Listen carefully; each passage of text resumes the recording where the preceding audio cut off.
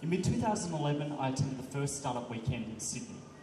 For those of you who don't know what a Startup Weekend is, it's a 54-hour event which facilitates the building of a startup company in the course of a weekend. The event is really powerful. It uses experiential learning, co-creation and some behaviour change mechanics to get phenomenal business results.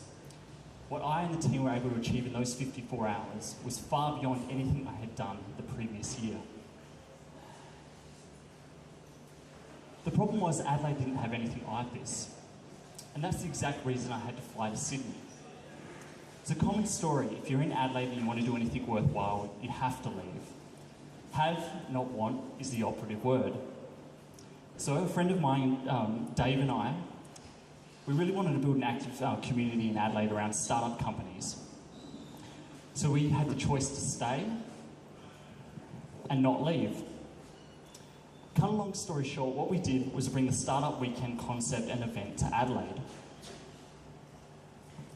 The first event was such a success according to most metrics. However, we could have done it a lot better.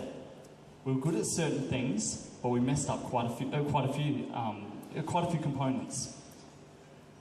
And if we're able to build a team that could work with us, not for us, we could turn the event into a movement. And that's what we did. So the event has gone from strength to strength. We fast forward 2.5 years. We've grown to a team of 26 people. We've started a not-for-profit organisation that promotes entrepreneurship locally. We ended up hitting Twitter's trending topics, and we've got a very active 300 plus online community. The lesson for me in creating a future I cared about was building teams on what people were good at, what they liked doing, and empowering them to take ownership. This is my story about co-creating a future that I care about. And in the process, it showed me that a person with an idea and a vision, taking small steps can make a difference. You see, my story is not unique, nor in isolation is it very remarkable. But my story is actually similar to quite a few stories that are happening beyond Startup Weekends. So I want to share with you some other stories of what people have done in co-creating futures that they care about. The first example is Kraft Foods. They were doing really well, but they decided they could do a lot better. With the help of their customers, they built an online community to co-create a brand of 48 products that within 6 months became a $100 million success. The second example is Mountain Dew. Mountain Dew also understood the power of their fans. So what they did was set their ambassadors potential products to vote on.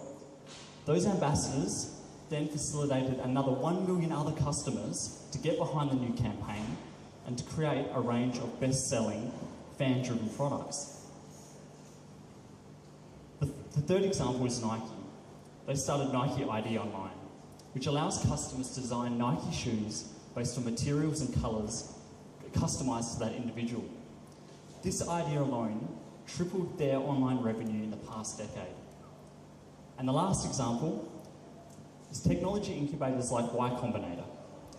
They do not invest in companies that have less than 2 co-founders. What Y Combinator understands is that having 2 co-founders reduces the risk of failure. It also increases the shared workload and encourages it also encourages complementary skill sets, which obviously gets things done faster.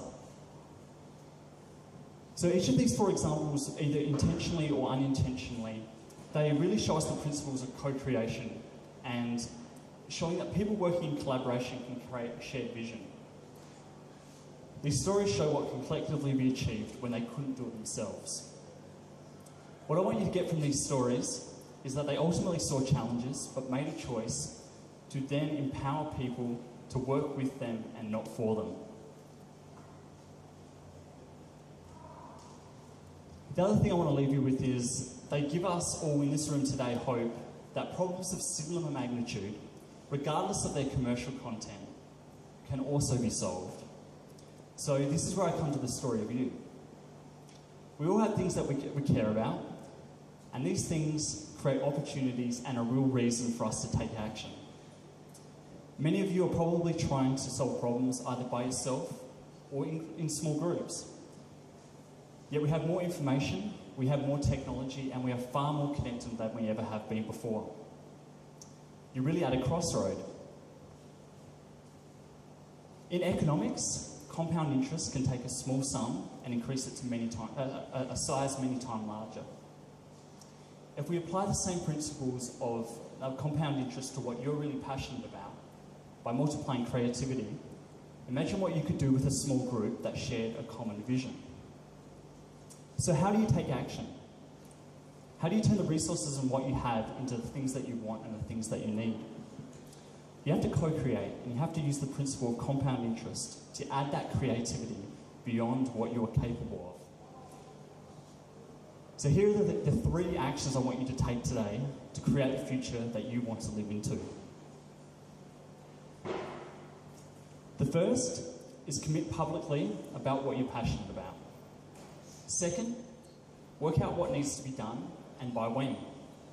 And third, and the most important step, is talk to everyone that you come across about the vision that you have and empower them to be involved in the areas that you lack and need help in. Just like the 4 examples I gave you, Kraft, Mountain Dew, Nike, and Y Combinator. If you do something together with others, you can have an impact far beyond anything that you could do alone. If you take action collectively, the things you are passionate about, the future will look a lot closer to what you want. The real question is, will you stand on the sidelines or will you step in?